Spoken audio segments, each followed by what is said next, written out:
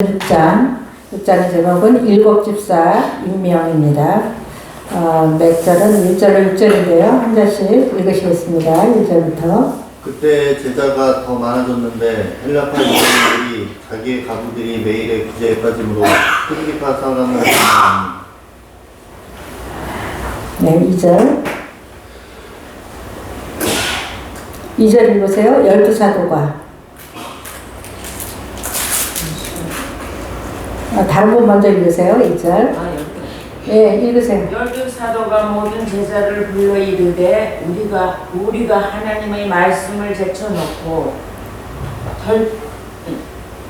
접대를 일삼는 것이 마땅하지 하지 아니하니. 네, 3절.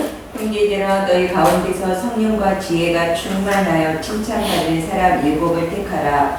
우리가 이 일을 그들에게 맡기고 우리는 오로지 기도하는 일과 말씀 사역에 힘쓰리라 하니 온 우리가 이 말을 기뻐하여 믿음과 성령에 충만한 사람 스데반과 또 빌립과 두루오노와 니가노와 다온과 바레나와 유대교에 입교했던 안디옥 사람 디골라를 택하여. 네, 6절. 사도들 앞에 세우니 사도들이 기도하고 그들에게 안수합니다. 아멘. 네, 잘 읽으셨습니다.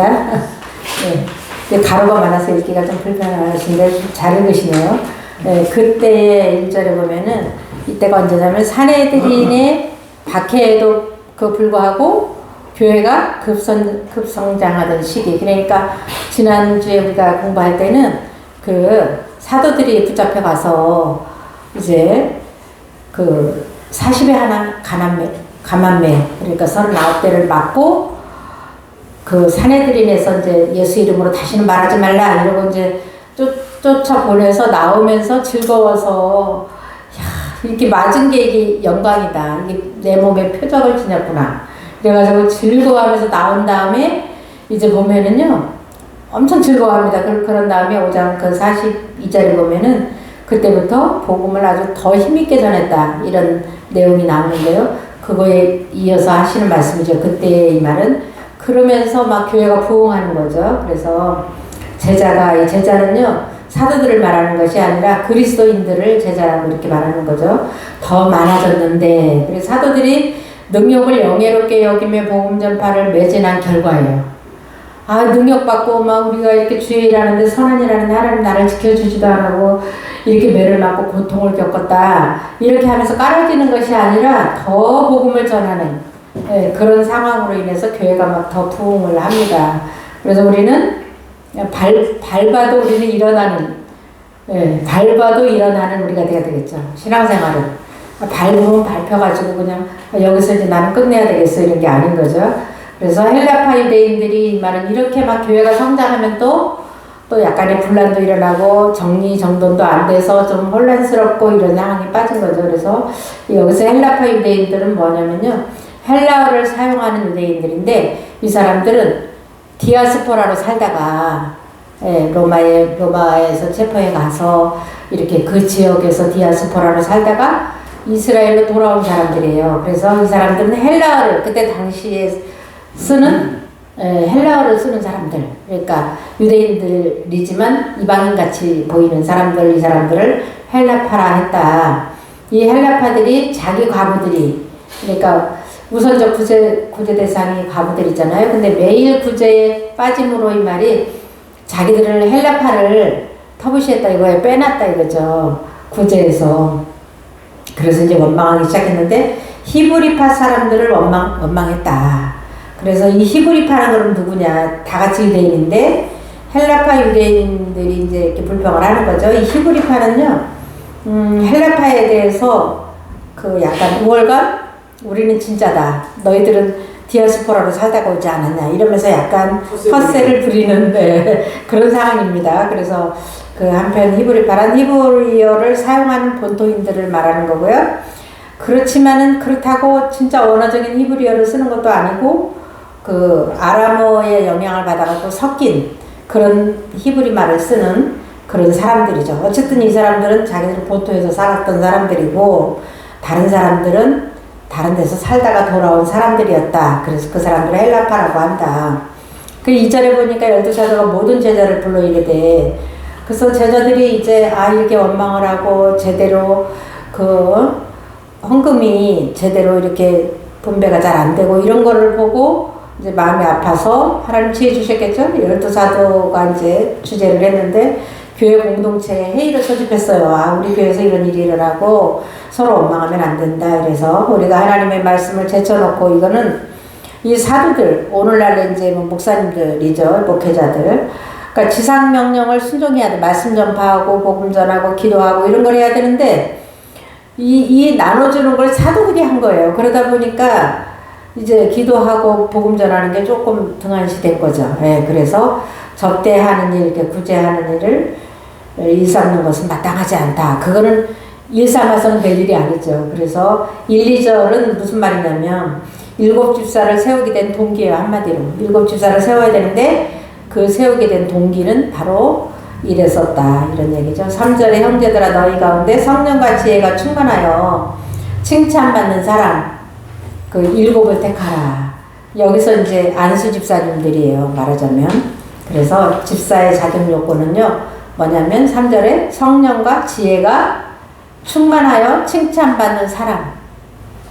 역시 또 목회자의 그 덕목도 그래요. 자격도 일구이연하지 아니하고 뭐 이런 게 있잖아요. 그 디모데전서 3장 8절로 13절에 이렇게 나와 있는데, 아무튼 성령이 먼저는 충만해야 되고요.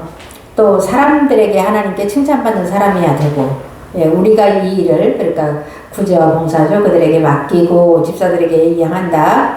한편 임명된 7 집사는 교회의 지도자로 성장했어요. 그러면은 이 집사들은 맨날 구제만 하고 봉사만 했냐? 그게 아니라 막 능력을 나타내고 전도하고 엄청난 또 일을 했습니다. 그래서 말씀을 전하는 일과 기사와 표적을 행했는데요. 벌써 8절부터 7장까지 스데반 집사가 하는 일이 이제 나타나기 시작하고요. 8장 40절에도 나와 있고 그렇습니다. 그 4절에 보니까 우리는 오로지 기도하는 일과 말씀 사역에 힘쓰리라. 그 사도들, 여기서 우리는 사도들이죠. 기도와 말씀 전하는 사역에 전념하겠다. 이렇게 이제, 그래서 이제는 뭐냐면 교회가 사도들을 중심으로 부흥하다가 지금은 교회의 조직을 만드는 그런 일을 한 겁니다. 그래서 이제 5절에 보니까 온 무리가 이런 성도들이죠. 이 말씀을 기뻐하여 믿음과 성령에 충만한 사람들을 선택했는데요. 선택된 사람들은 누구냐? 스데반, 빌립, 브로고로와 니가노로와 디몬과, 이 사람들은 누구라고 정확하게 나와 있지 않지만 바메나와 그 다음에 니골라를 택해서 7명을 택해서 이 사람들은 이제 무조건 성령 충만한 사람들이죠. 예. 그래서 집사를 세웠다 그런 말이에요. 그래서 7 집사의 여기 나오는 이름은 전부 헬라명이에요. 헬라명. 히브리명이 하나도 없어요. 그래서 히브리인도 헬라명을 그때 사용했기 때문에 히브리인일 수도 있으나 헬라파 유대인일 가능성도 있어요. 예, 그래서 돌아온 자들이 더 열심히 어쩌면 신앙생활 했을 수도 있죠. 6절에 사도들 앞에 세우니, 집사님들 이제 피택된 사람들을 세우고 사도들이 기도하고 그들에게 안수하니라. 안수는요 구약시대부터 있었던 일이에요. 그래서 모세가 여호수아에게 안수해서 후계자를 세웠잖아요. 그런 것처럼 안수는 증거의 공식적 인정을 의미하는 거고요. 안수의식은 구약시대부터 초대교회를 거쳐 오늘날 교회에서도 행해져요. 그래서 우리 교회도 안수 집사님 세우실 때 안수했잖아요. 목사님들이. 예, 지방에서 오셔서 안수하시고 했는데, 이 안수는 아주 오래된 직임을 맡기는 그런 일입니다. 7절로 보시면요. 7절 단락에는 분담 이후 초대교회의 성장 상황을 한 절에 다 묘사하고 있어요. 이거 이제 띄워졌네요. 왜 그런지 모르겠는데, 제자의 수가 많아졌고요. 허다한 제사장도 예수를 믿었어요. 이거 놀라운 일 아니에요? 예. 제사장들이, 이 사람들이 뭐 했던 사람들이에요? 예수님을 십자가에 죽이는데 주도적인 역할을 했던 이 제사장들이 예수를 믿는데요. 얼마나 놀라운 일이 벌어졌어요. 제사장의 무리도 이 도에 복종하니라, 이 말이 복종하다에 해당되는 헬라어 히파쿠라는 말은 믿었다는 뜻이에요. 예수를 믿었다는 뜻이죠. 그래서 본절은 예수를 죽이는 데 앞장섰던 제사장의 허다한 무리도 그리스도인이 되었음을 증거하고 있는 거예요. 그래서 우리가 생각할 때 저 사람은 예수 안 믿을 것 같아. 내가 보기에. 그런 사람들도 예수 믿습니다. 네, 성경이 폭발적으로 역사함을 보여주는 거죠. 그래서 이제 한편 그 에스라서에 보면 바벨론의 포로에서 돌아올 때 제사장의 수가 4,289명이었다 이렇게 성경에 기록하고 있어요. 에스라 2장 36절로 39절에. 그런데 예수의 당시, 예수께서 사역하실 당시에 그러면 제사장들은 얼마나 됐었느냐? 8,000명가량 되었다 그래요. 성경에 기록된 제사장들은 몇 명 안 되지만 원래 제사장들이 많았답니다. 그래서 그 제사장의 허다한 무리라니까 많은 무리가 한두 사람이 예수 믿은 게 아니라 많은 무리가 예수를 믿었다. 진리가 이깁니다. 예. 비진리가 이기는 것 같아도요. 반드시 진리가 이기는 법이죠. 그래서 이제 이렇게 막 부흥을 하는데 사람이 생각했을 때 예수 믿지 않을 것 같은 사람들이 막 예수를 믿고 초대교회에 엄청난 부흥이 일어났습니다. 이제 8절로 10절 단락에 보면은요, 스데반 집사의 사역이 나와요. 집사로 임명된 사람이 어떻게 일을 했나, 이제 이런 내용이 나옵니다. 그래서 지혜와 성령이 충만한 스데반이에요. 8절에 보니까 스데반이 기사와 표적을 행합니다. 스데반이 은혜와 권능이 충만하여 큰 기사와 표적을 민간에 행하니 사람들에게 행했다는 거예요. 근데 구체적으로 무슨 기적을 행했는지, 어디서 어떻게 안수를 했는지, 어떻게 예수 이름으로 고쳤는지 이런 내용은 안 나와 있어요. 이제 결과적인 것만 이렇게 나와 있는데요.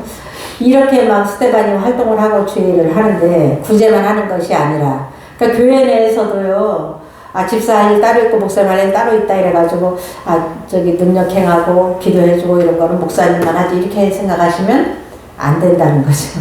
네. 그래서 다 원래 집사 하다가 주여종 하잖아요. 열심히 한 사람 치고 그 청년회에서도 열심히 한 사람 치고 주여종 안 된 사람이 없더라고요. 네. 저희가 청년회 활동을 했었을 때 생각해 보니까 거기서 열심히 행동했던 사람들은 전부 목회자로 성장해 있어요. 네. 그래서 지금 이 스데반은 그냥 사도와 같이 지금 일을 하고 있어요. 그래서 우리도 삶의 현장에서 이런 역사를 일으키시기 바랍니다. 이게 이제 모델이에요. 성령 받은 사람들의 신앙생활을 어떻게 했는가 이런 얘기예요. 그래서 그런데 이렇게 또 부흥이 되고 스데반이 성령이 충만한 사역을 하는데 논쟁이 벌어졌어. 예수님 당시에도 논쟁 많이 벌어졌죠. 그래서 우리가 이제 마태복음 책을 이제 끝냈는데요. 논쟁이 12번이에요. 마태복음 1장에서 28장까지 있잖아요. 마태복음이. 논쟁이, 공식적인 논쟁이 12번이에요. 예수님하고 논쟁을 벌이는데, 유대인들하고. 그래서 벌써 여기도 지금 또 논쟁을 벌입니다. 그래서 이 논쟁은 누구와 벌이냐? 해당에서 논쟁이 벌어졌는데요. 헬라파 유대인들과 스데반 사이에서 논쟁이 벌어졌어요. 그러니까 스데반이 말씀을 전하는 거에 거부 반응을 일으켜가지고 논쟁이 벌어진 것 같아요. 그래서 구절에 이른바 자유민들, 자유민이라는 얘기는 로마의 포로가 되어서 디아스포라로 살다가 돌아온 여러 지역의 헬라파 유대인들을 말하는데요. 저 이제 자세히 나와 있어요. 브레네인, 알렉산드리아인, 길리가인, 아시아에서 온 사람들, 이런 사람들에 해당해서 이제 스데반의 말을 듣고 지금 이제 논쟁을 벌입니다. 그래서 해당해서 어떤 자들이 일어나, 이렇게 헬라파 유대인들이죠. 스데반과 더불어 논쟁할세. 그러니까 복음에 관련된 논쟁인 것 같아요. 스데반은 분명히 복음을 전했겠죠. 근데 스데반이 완승을 했어요. 진리가 이긴다 그랬잖아요, 제가. 진리니까. 그래서 지혜와 성령이 충만한 스데반이 이제 완승을 했는데 스데반의 지혜와 성령으로 말미암아 그들이 능히 당하지 못하여 그 헬라파 유대인들이 졌다 이거죠. 네, 이기지 못했어요. 그러면은 우리가 이렇게 비진리였구나. 그러면은 스데반이 더 진리에 가깝구나. 이렇게 해서 좀 회개하는 기회를 가졌어야 되는데 그게 아니라 스데반을 고발하게 됩니다. 이 사람들이. 11절로 15절 단락이에요. 스데반 집사 체포인데요. 헬라파 유대인들의 모함이에요. 그래서 모함이 뭐냐. 11절에 모세와 하나님을 모독했대요. 이 스데반이. 그래서 11절에 사람들을 매수하여 말하게 하되 이 사람이 모세와 하나님을 모독하는 말을 하는 것을 우리가 들었노라 하게 하고 그 위증 교사입니다, 이것이. 그러니까 신앙 모독은, 그 신성 모독은 사형에 해당하는 죄예요. 민수기 15장 30절에 보면은요. 그래서 이 예수님을 죽일 때도 무슨 죄였어요? 신성 모독죄. 예, 하나님의 이름을 욕되게 했다. 이래서 예수님을 이제 산헤드린에서 죄인으로 몰았고요. 산헤드린의 그 제목이 유대인들에게는 죄가 안 돼요. 그 뭔 말인지 모르죠, 유대인들은. 그러니까 유대인들에게는 내란 선동죄로 예수님을 고발을 해서 거짓 증인들이 고소를 함으로써 예수님은 십자가에 달리셨죠. 근데 이제 12절에 산헤드린의 체포가 됐는데, 백성과 장로들과 서기관들을 우리가 마태복음에서 공부했던 것처럼 이 사람들은요, 산헤드린 공회원이에요. 충동시켜. 나쁜 걸로 충동시킬 때는 우리가 정말 입을 다물어야 되는데 충동시켰어요. 이렇게 마태복음 27장 20절에도 예수님을 죽이도록 충동시킨 것처럼 충동하니까 와서 잡아가지고 공회에 이르러. 이게 종교재판소인데요. 엄청난 그 큰 기관이죠. 더 이상 높은 기관이 없는, 잡혀갔습니다. 그래서 이제 13절에 거짓 증인들이 고발을 하는데요. 뭐라고 말하냐? 성전을 헐고 율법을 고치겠다 함을 들었노라가 고발이에요. 그러면은 이제 신성모독이 되는 거죠. 13절에 거짓 증인들을 세우니, 거짓 증인들은 이제 구계명을 어긴 거예요. 거짓 증인 세우는 거는. 거짓 증거하지 말라는 것이 계명이거든요. 왜냐면 거짓말을 해서 사람을 죽일 수 있는 확률이 많으니까 엄청난 죄죠. 이래되 이 사람이 이 거룩한 곳과, 거룩한 곳은 예루살렘 성전을 말하고요. 율법을 거슬려 말하기를 맞이 아니하는도다. 그의 말에 이 나사렛 예수가 이곳을 헐고, 이곳은 성전이죠. 또 모세가 우리에게 전해준 규례를 고치겠다 함을 우리가 들었노라 하거늘. 여기서 유대인들은 제일 안타까운 것이 성전을 우상처럼 섬기고, 또 율법을 아주 안 지키면 죽여야 되는 정도로 생각하는, 아주 율법을 잘 지킨다고 소문난 이 사람들이잖아요. 주님께 책망은 많이 받았지만 어쨌든 이렇게 고발을 하면 여기에 딱 걸리는 거죠. 그래서 여기서 말하는 규례란 뭐냐면은 진짜 율법이 아니고요. 계명, 10계명 이게 아니라 이 사람들이 말하는 규례는 헬라어로 에데라는 말로써 생활규범, 그렇게 장로들의 일전 있잖아요. 율법을 재해석해가지고 자기들이 나름 해석해놓은 그거를 말하는 거예요. 그래서 스데반은 예수께서 죽음과 부활을 가르쳐 말씀하신 것 같아요. 이게 뭐냐면 성전을 헐고, 이 말은 우리가 잘 알잖아요. 예수님 뭐라 그래요? 이 성전 제자들이 자랑하니까 이 성전을 헐라. 그러면 내가 사흘 만에 다시 세운다고 그러시잖아요. 그것이 뭐냐면 예수 나를 죽여라. 그러면은 내가 사흘 만에 부활하겠다, 이 말을 비유적으로 말한 건데, 이 말씀을 이제 예수님의 부활을 전한 것 같아요. 이 지금 스데반이 죽음과 부활을 전해야지 복음이잖아요. 그러니까 해당해서 부활과 부활과 죽음과 부활을 전하니까 이 사람들이 이렇게 해석을 이제 약간 비꼬아서 해석한 거죠. 네. 그 요한복음 2장 15절 22절 말씀이고, 또 하나는 13장 34절의 말씀인데, 새 계명을 너희에게 주노니 서로 사랑하라 하신 말씀을 전한 건데, 이제 헬라파 유대인들에게 전했는데 이 사람들이 이제 곡해를 해가지고 지금 스데반을 고발했다, 그런 거죠. 그래서 예수께서도 이와 같이 똑같은 증거로 죽임을 당했어요. 신성모독죄죠. 네. 그래서 이제 15절까지밖에 오늘은 없어요. 이 6장은. 그래서 이제 15절인데 끝납니다. 그래서 15절에 보니까 성령이 충만한 스데반의 얼굴을 묘사했는데요. 천사의 얼굴 같대요. 천사의 얼굴. 15절에 공회 중에 앉은 사람들이, 객관적인 사람들이에요. 지금 재판을 하고 있는 사람들이 보니까, 사내들이 앉아있는 사람들이 보니까 스데반을 이렇게 앞에 있잖아요. 스데반이. 그래서 딱 주목해서 보니까 그 얼굴이 천사의 얼굴 같았더라. 그러니까 얼마나 스데반이 성령에 충만했는가, 얼마나 주님의 평안과 위로로 마음이 가득 찼었는가, 이거를 느낍니다. 왜냐면요, 지금 스데반은 죽음을 앞에 놓고 있어요. 죽이려고 그러고 죽잖아요. 지금 스데반이. 7장 가면 스데반이 순교를 당하는데요. 스데반은 성령과 지혜가 충만하여 칭찬받는 사람이었고요. 믿음과 성령이 충만한 사람이고요. 은혜와 권능이 충만하여 큰 기사와 표적을 민간에 행한 사람이에요. 3절, 5절, 8절에 나와 있잖아요.